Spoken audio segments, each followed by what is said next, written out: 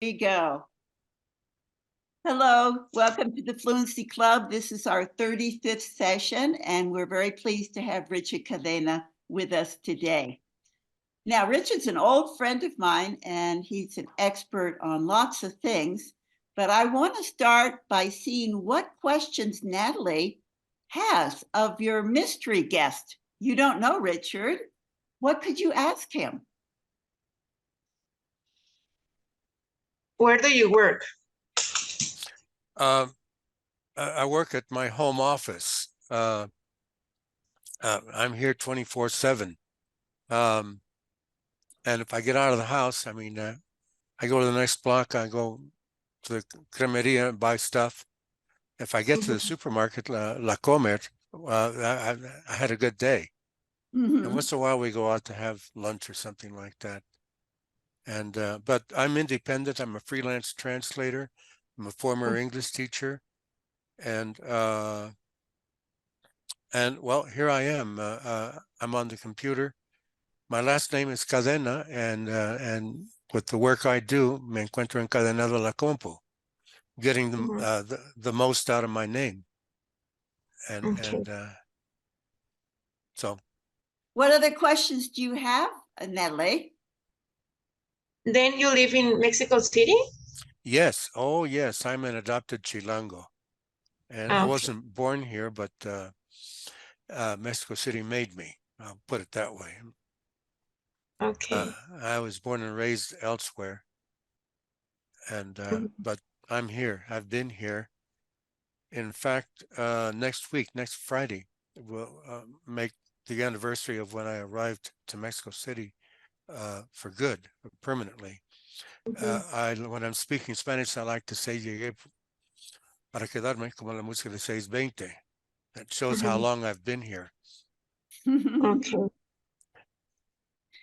Can you tell Natalie where you're from, Richard? Yes. I was born in downtown Los Angeles. I'm from Los Angeles. I'm a general Los Angeles area product.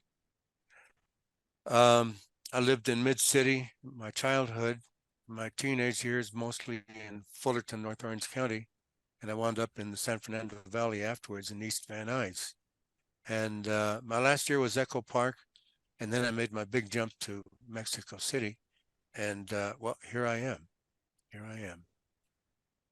Yeah, and you know, Natalie, in the States, we say L.A., that Richard is from L.A., which means Los Angeles.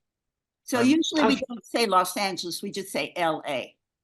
L.A. And Richard was being nice and explaining all the different areas of L.A. Yeah, and if I love the thing in Spanish where you say, Los Ángeles es la tierra que me dio nacer y crecer. I love that. What other questions can you think of, Natalie? I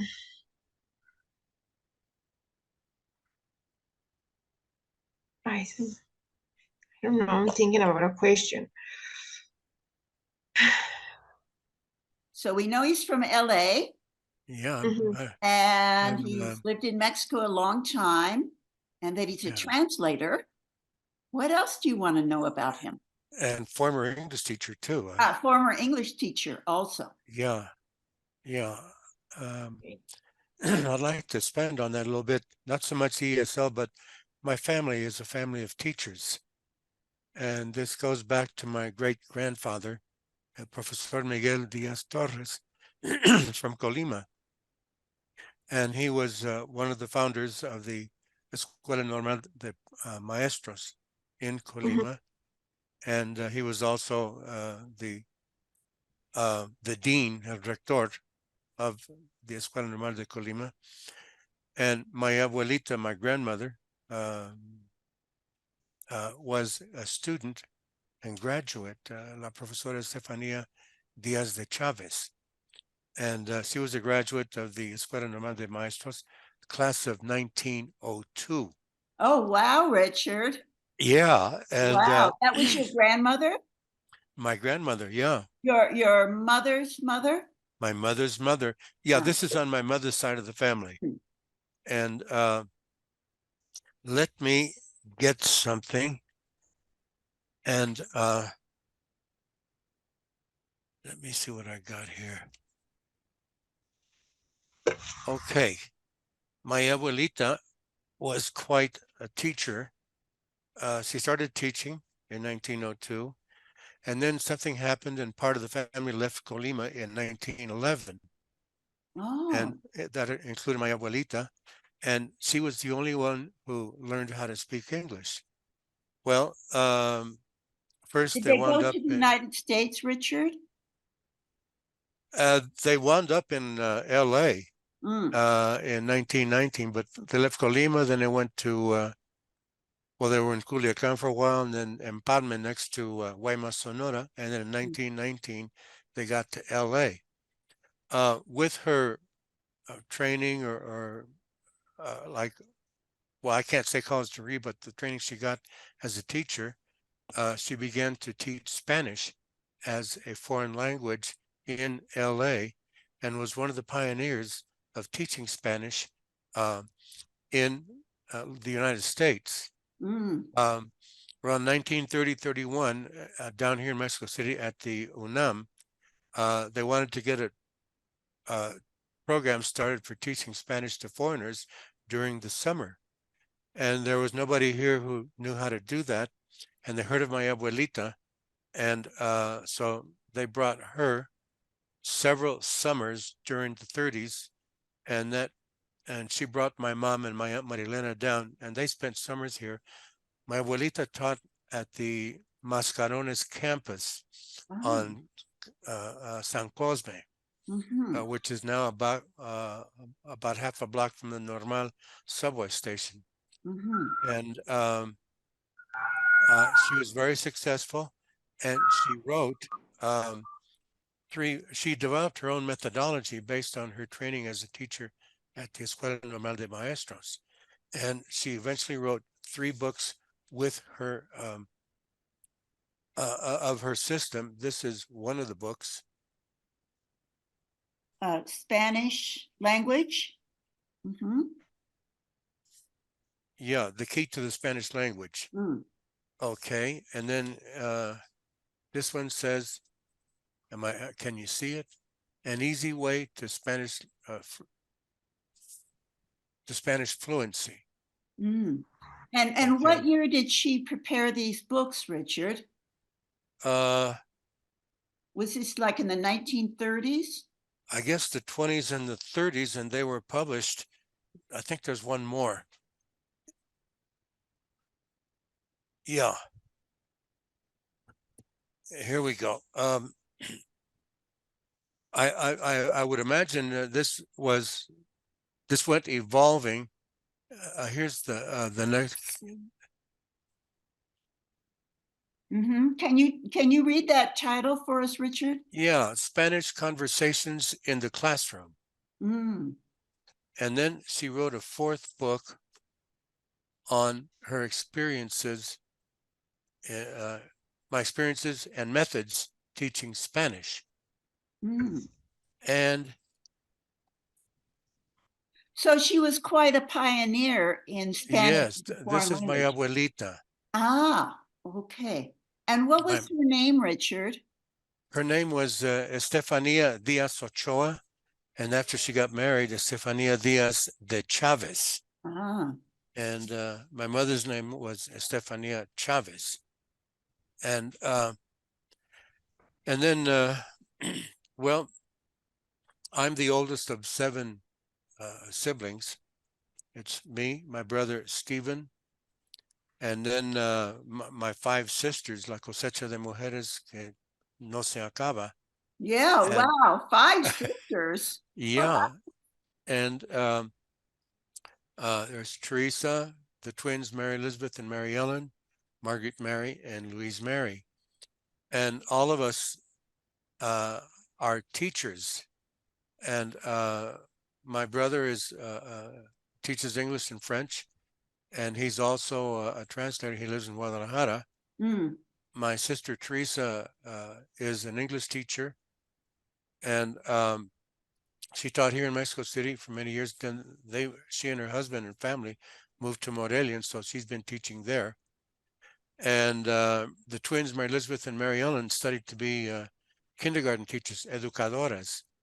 And they taught kindergarten here. Then they went back to the States and taught Spanish. And Marguerite taught English here at the Colegio Tepeyac.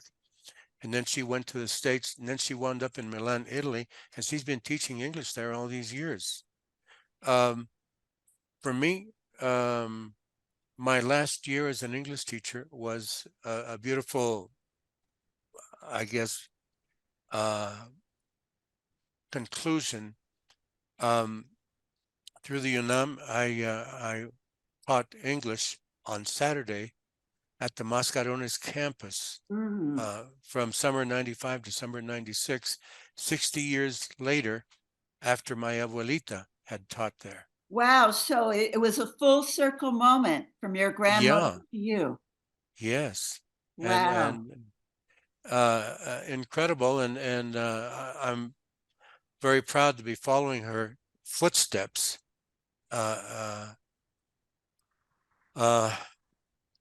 That's so we are a family of teachers. Well, how interesting and how wonderful that you all share that together. Yes. Hmm? Yes. Can you tell us also, so this whole Mexican side of the family ended up in LA. And then can you tell us about the Cuban part? Or am I Okay. correct? There's a Cuban part of the family? Yes, although that's far off chronologically speaking. But oh, but let me go back. I am of 100% Mexican ancestry with 12.5% Cuban blended in ah. there, and all of us were born in L.A. My mom was born and raised in L.A. My dad was born and raised in San Antonio, Texas. And my grandparents were from Mexico. On my dad's side, my abuelita was from Piedras Negras, Coahuila. And at the age of 13, the family wound up in San Antonio. My grandfather, her name was Luz Villarreal Sayas. And my grandfather, Celedonio Pantaleon Martinez, Cadena Martinez, was born in Coahuila, I think Zaragoza. And at a very young age, 2 or 3 years old, the family wound up in San Antonio, where my dad was born. On my mom's side, my granddad was from Michoacan, from Zamora. My abuelita Adorada was from Colima. And one step back to the great grandparents, 7 of the 8 were from Mexico. And the 8th great grandparent, my great grandmother, Maria de los Angeles Sayas Bazan, was from Camagüey, Cuba. Okay. Okay. So it goes way back. So it goes way back. Yes. Yes. And but my parents and then all of us were born in the U.S.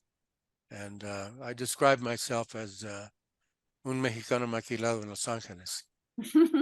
And so I came out Ricky baby from L.A. So yeah, and you know, Natalie, Richard's name is actually Richard John. yeah. Although he has this very strong Latin base, identity. You would call yourself Latin. Latino, I guess. I think I have several labels. I love to zero in on California. I'm a Mexican American. I'm a Mexican Californian, and I'm also a Mexican Angelino. One thing I am not is a Chicano. I don't have that experience. You don't like that?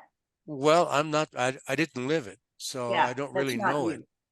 It's I didn't grow up in East LA. I grew up away from East LA, And in fact, the first time I saw Mexican You know, American, Richard, I don't think either Natalie or Maritza know that much about Los Angeles. okay. East LA is like a barrio. It's like a section of poor migrants. Is this correct, Richard? Well, it's a mix. You have people, migrants from Mexico, and you have generations of Mexican Americans who were born and raised there. Mhm. It's a concentration of Mexicans and Mexican Americans.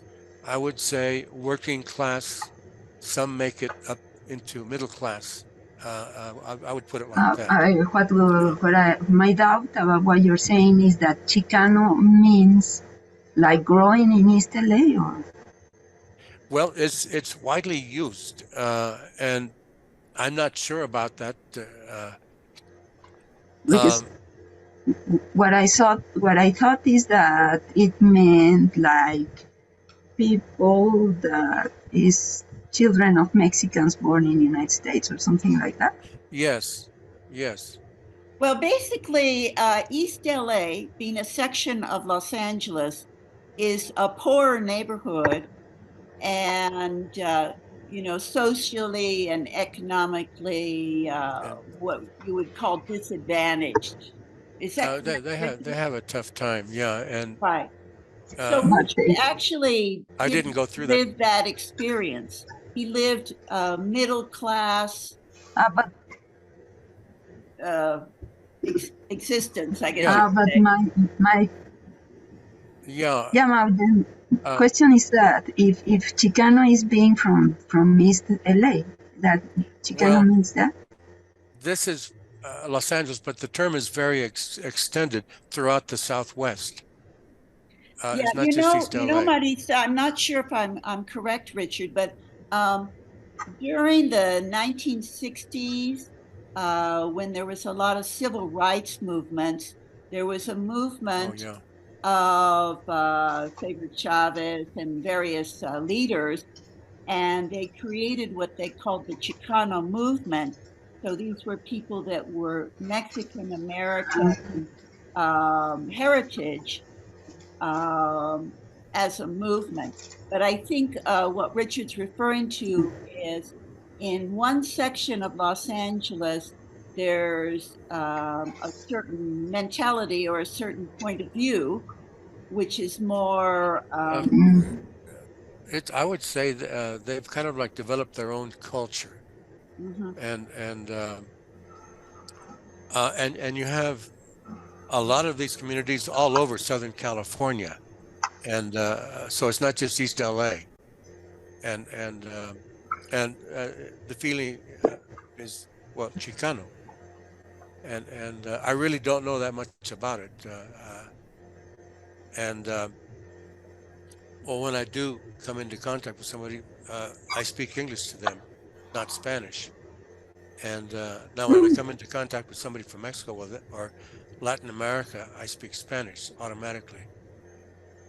And Yeah, Maritza, Richard was talking about growing up in LA, which is Los Angeles, but that his heritage, his ancestors, many of them came from Mexico. So he's basically Mexican American or Yeah, maybe Latino, but raised in a very middle class.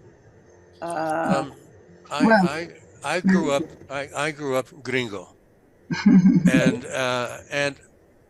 down here in Mexico, I have avoided the pocho rap. People call me gringo; they don't call me pocho.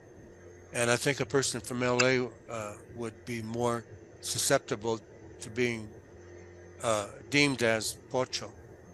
Although I think that has changed a lot over the yeah, last 60 years. It's not as negative as it used to be. okay. And and but anyway, uh, people think of me as a gringo, and gringo y hasta las canchas, but that's the way it goes. And Maritza, do you have some questions for Richard? He was basically talking about his ancestry, and that way back there was one ancestor who was from Cuba. So like Yeah. 12% of his blood is Cuban. Yeah, Okay. The rest Yeah, is all like Mexican, let us say. I yeah. was listening and doing things here, and so Ah, I heard some oh, of that. And what well, it's not really a question, but I think you should go out more and make more exercise. No? Because, for example, since we work here in the computer for the classes, we are also like doing a lot of computer work, and it's better to go out and do some things out, also. oh, you mean as far Yes, as being attached to the computer Yes, exactly. yes. It's got or well, chained in the case of Richard? Change, yes. Chained to the yeah, computer. chained down to the computer. The thing here is people are connected, but electronically, not in person. Mhm. And when Liz asked me if I could participate, I remembered Nina Guisard, a former teacher at the Institute. She used to have gatherings at her house. She lived with her parents and they had a big house in Lomas. So she was able to do this, but she would have like a conversation Saturday and have 20, 30, 40 people go over and they'd Wow. serve drinks and hors d'oeuvres and stuff like that.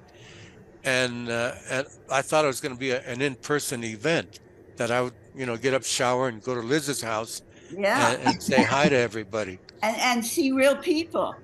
Well, Yeah, the good news, Richard, is well, the bad news is we almost always see each other on computer, on Zoom.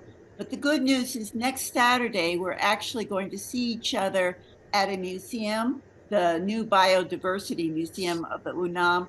And we're actually going to go out and get a sandwich at, hold on to your hats, Richard, a restaurant called Pinche Gringo. oh, I've been there. Yeah, Yeah, yeah. I've been Remember there. when we went there? And we're going to be going to the one in the south. So every now and then we see each other in person. Oh, that'd be nice. That would be nice. But And Maritza, Richard actually is very healthy and goes to a gymnasium and gets some walking and has spent a well, lifetime, on track and running and, basketball.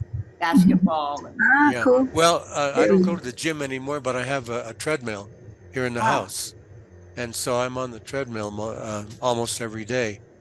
And I do my walking and with a little bit of incline. And I start at a lower speed. I build it up to about a little over 3. And then the last minute, I warm down back to 2. And but I ran on the track team and cross country in high school. And Very good. and I played a lot of Saturday pickup basketball, Saturday and Sunday pickup basketball. Pickup ball is what you would say cascarita in Spanish, where you just converge on a field or a court. The guys who get there choose teams and you play. That's what we call pickup ball. pickup ball. Yeah, cascarita Yeah. or cascara. And Okay. Very good. so anyway, yeah, I'm a senior citizen at this point, and I'll just leave it at that. I'm not going to say how far advanced I am in my senior citizenship, but I'm here. Mm-hmm. Still kicking, Yeah. Oh, yeah. Yeah.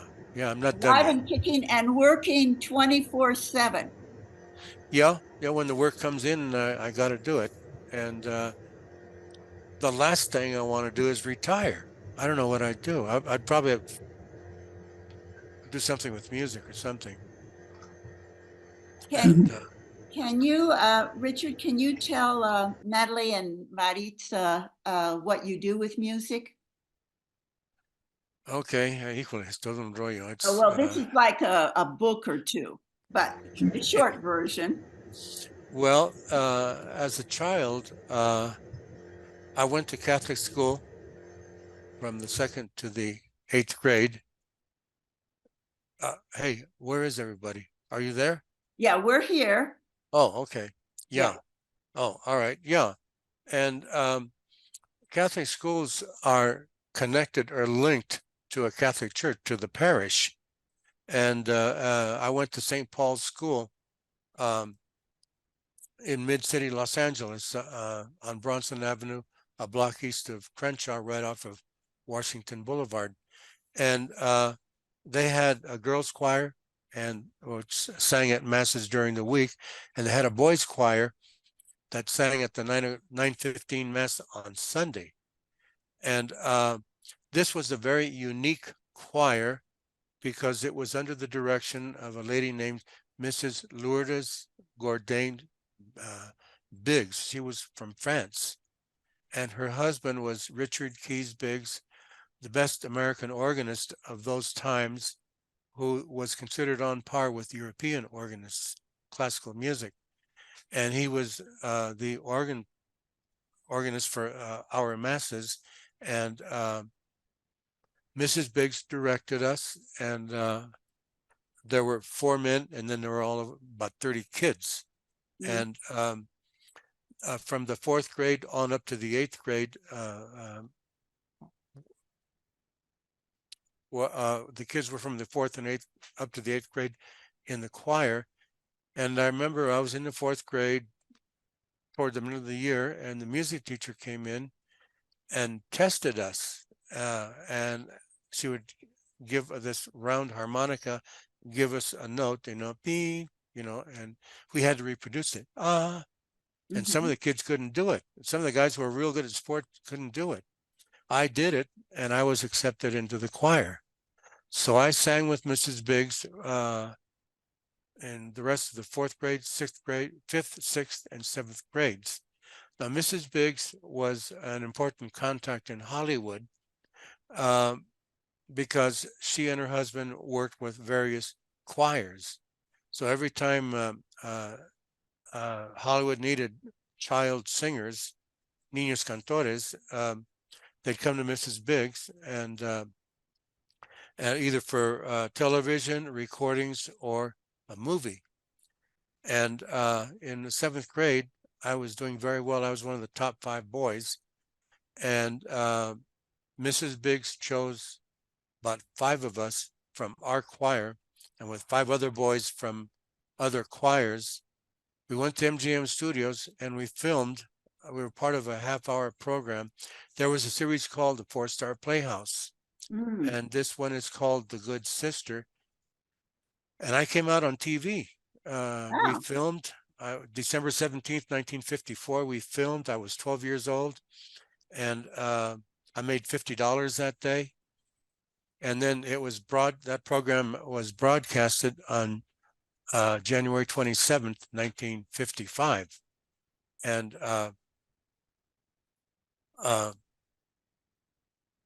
then we moved. We left LA and we went out to Fullerton. There was nothing there. And but the music thing always stayed with me.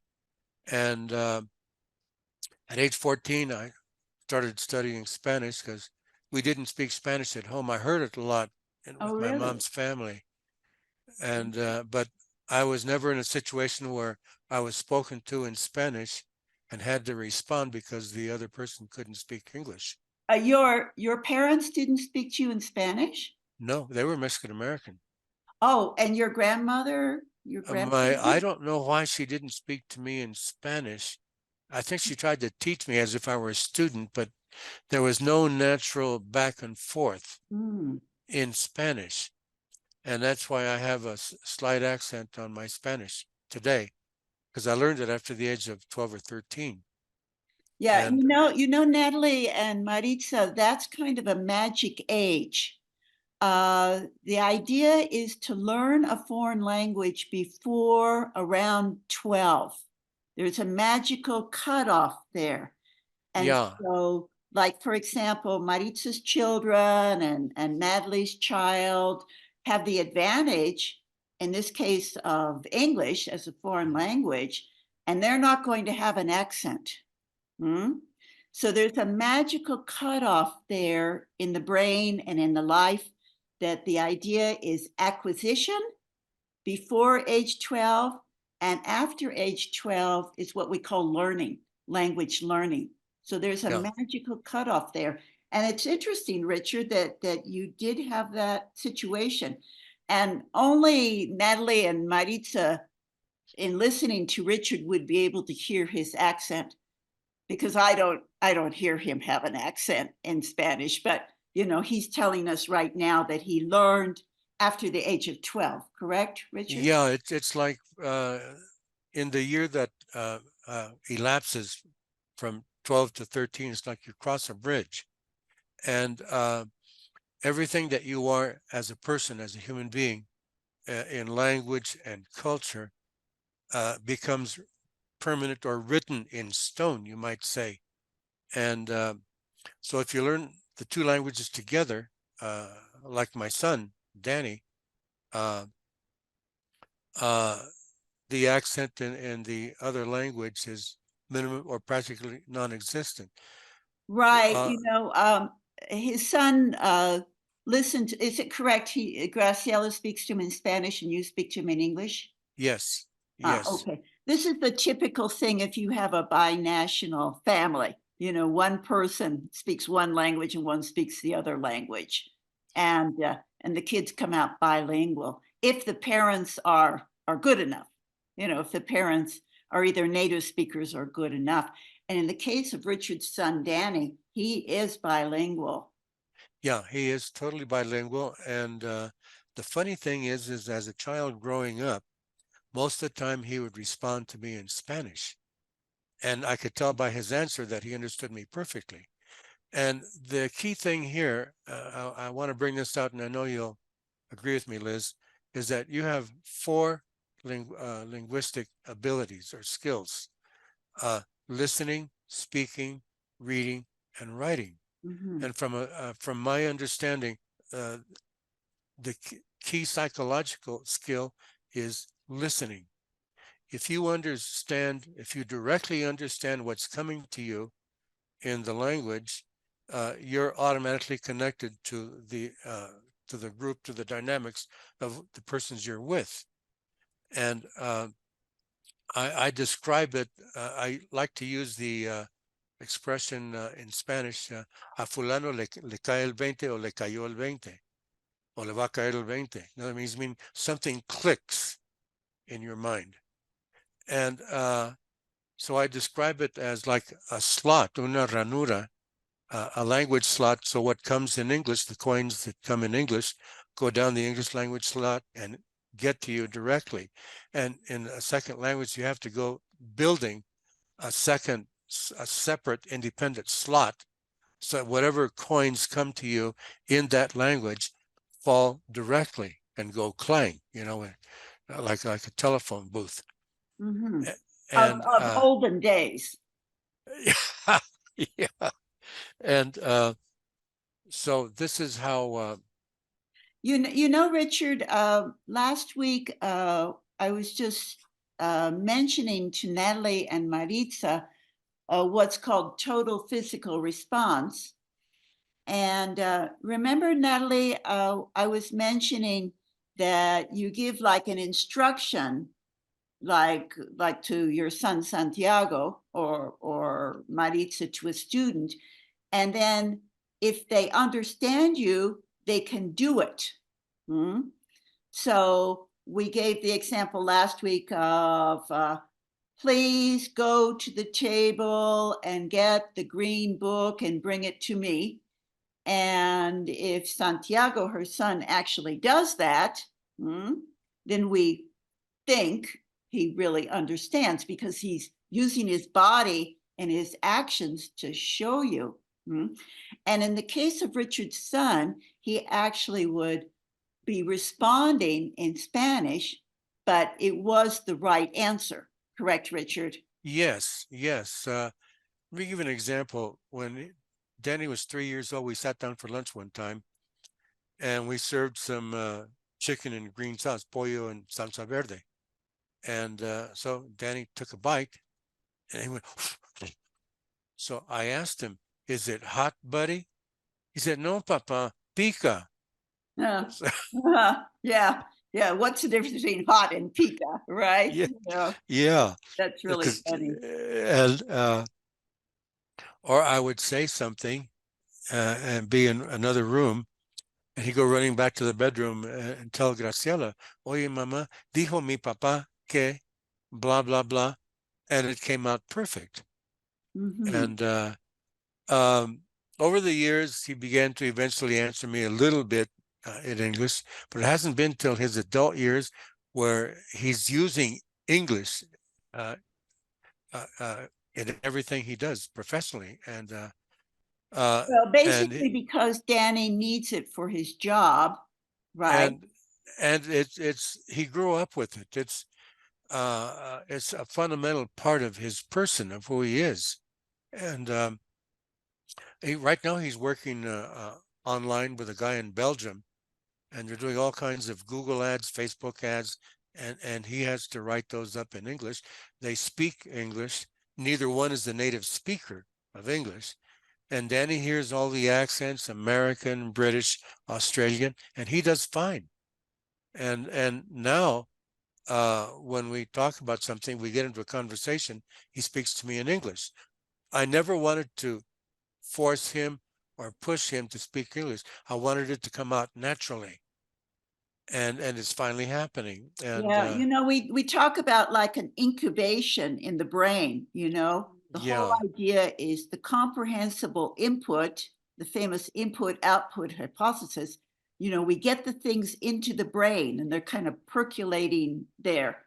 And eventually, just like a baby, you know, eventually you'll start producing. And that's the whole idea of acquisition, which is before the age of 12. So Natalie's still working on her son, and yeah, and me too, because you know we've done him since forever, you know, like 5 years or something. And Maritza's children, we've done them. So Maritza, I think your children, are they basically, do you think they're bilingual? Yeah, they bilingual. I also got the one of the hot pepper, no? And I show one of my kids a pepper and say it's hot, be careful. And he touched it, not to see if it was hot. Oh, thinking it was hot like temperature. Exactly. yeah, And Yeah. yes, they are bilingual. Well, Ernie's in the United States, and both kids here speak perfect, you know. Uh-huh. Yeah. So the whole trick is to start them young, start them young. And, yeah. you know, the rest of Um, us that try after age 12, you know, we have a disadvantage. And so the trick is to give the advantage to the children, right? Yeah, well, I spoke to my kids in English since they were born, and then eh, I got them into the American Center when they were 5, no?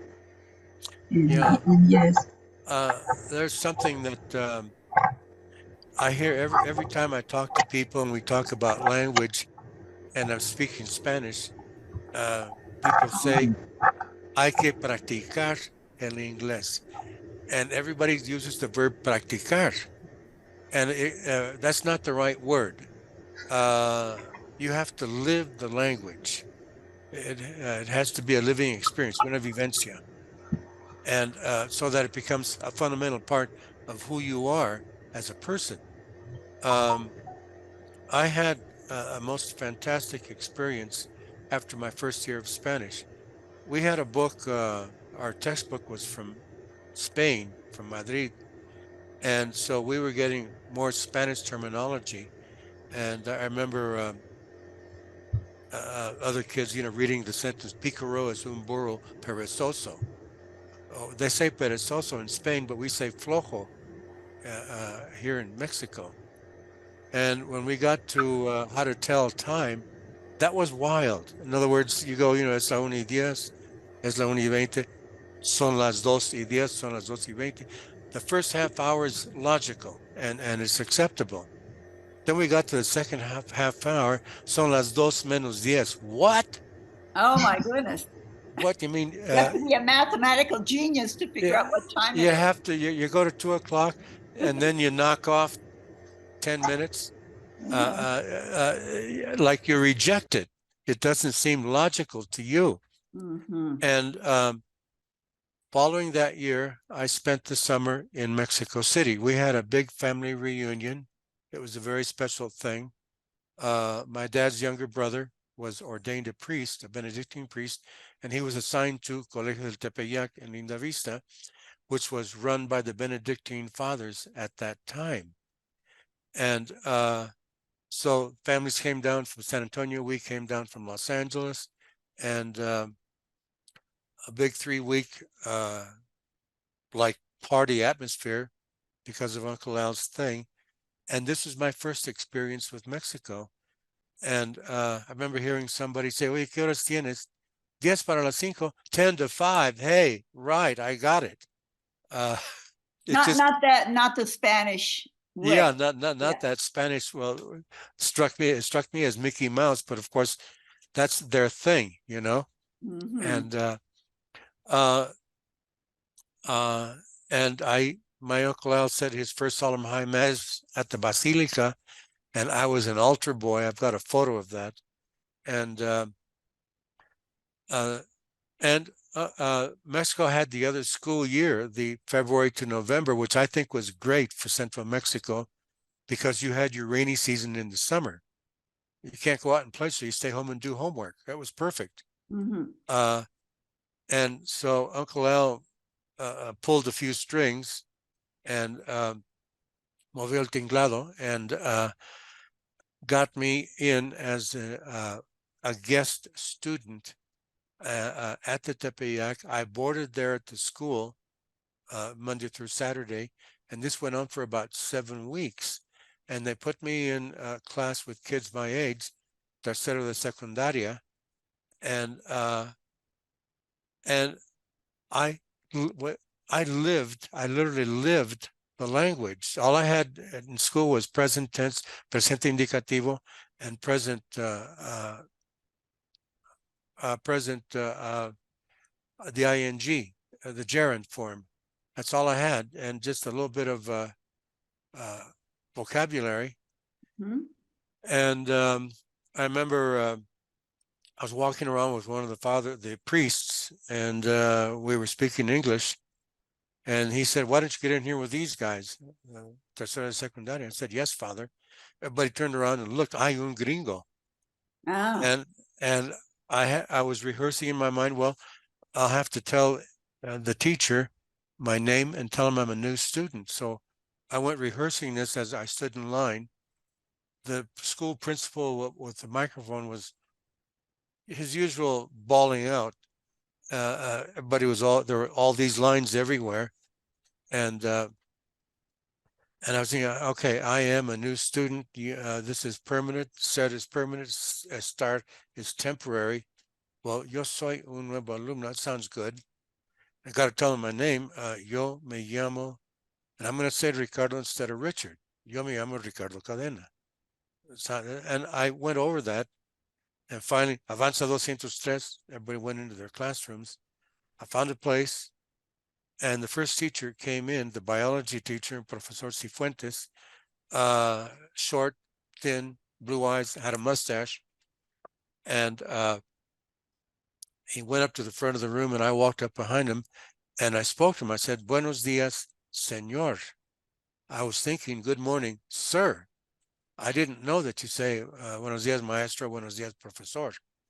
And then I said, "Yo soy un nuevo alumno." He smiled at me and said, "Muy bien, siéntese."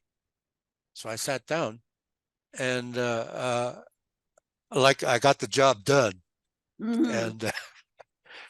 And Yeah. You've had many wonderful experiences, Richard, and yeah, that was the we could beginning. go on forever.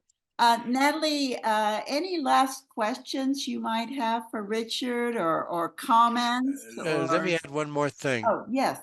I went back to LA, and okay, I had the living experience. The last 2 years in high school, I was a star in Spanish. Oh, And by the time I finished my sophomore year, I could more or less converse. I was missing some vocabulary. After my junior year, I was pretty good. that was when my mom passed away, and I spoke a lot of Spanish, and then my grandmother came to live with us. My senior year in high school, I spoke Spanish at home every day. So by the time I graduated from high school, I was fluent in reading, writing, and speaking Spanish. And it's been a matter of expanding that from that point on.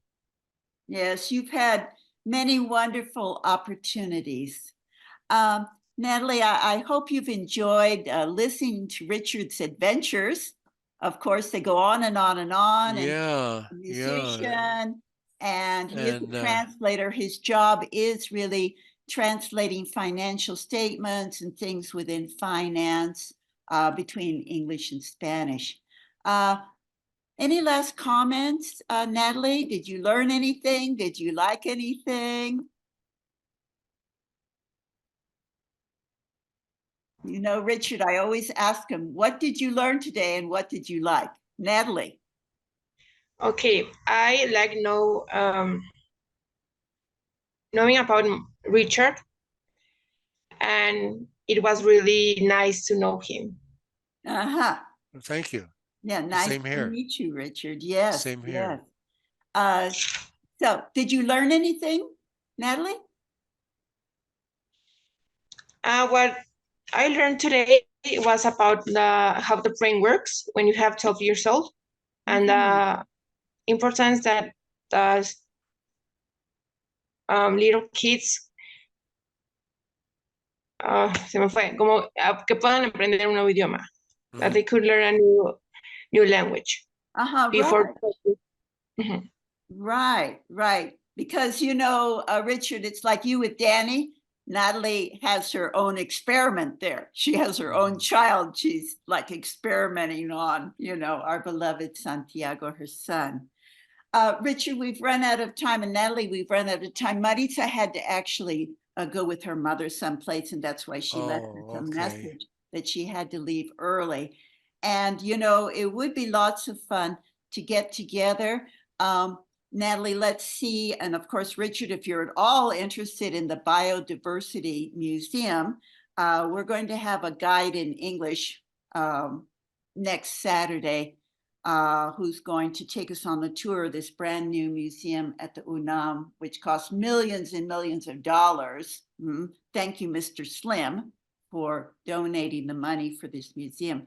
And what you were saying, Richard, about getting together, like Nina had at her house, or the Institute used to have a conversation club, and they'd have 100 and 200 people there, you know, there in the Zona Rosa, you know, so the Mexicans would meet the Americans, etc. We're still in the age of Zoom, but it would be lots of fun to get together. Richard, of course, you're invited, you know, if you want to go with us to the museum. We're also going to Pinche Gringo, but in the South, what they call the Pinche Gringo sandwich shop next week. Natalie, let's see how things go, if we could organize something with you and Santiago joining us or not. And of course, Richard, you, Graciela, and Danny, of course, are invited as well. Richard, thank you so much for being with us and giving us an insight into your very, very interesting life. You've had many adventures. And Natalie, as you could imagine, he has many more adventures to share. But unfortunately, we've run out of time.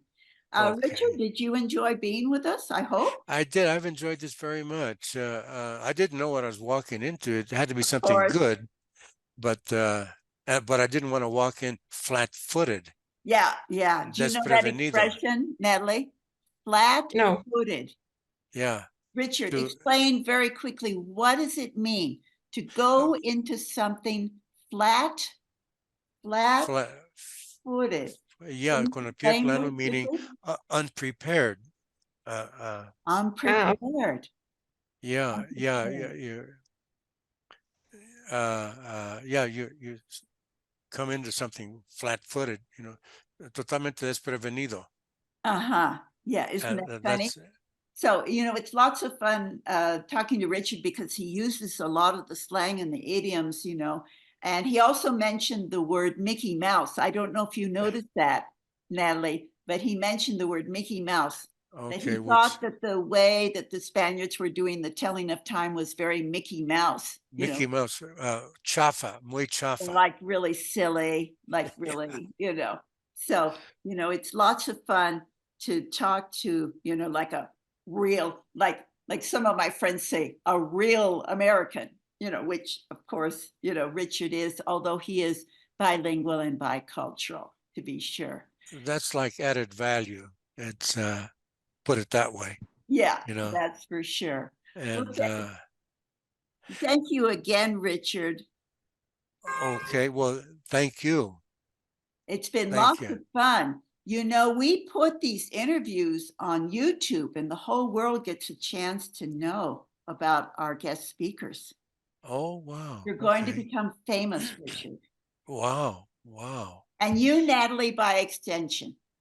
Huh? Okay. Won't that be fun? Well, thank you so much. Give my love to the family, Richard. And Okay, will we'll do. find a way to get in touch in person. Okay. That would be great. That would be Okay. great. Wonderful. Well, thanks so much for being with us. And thank you, Natalie, to you as well.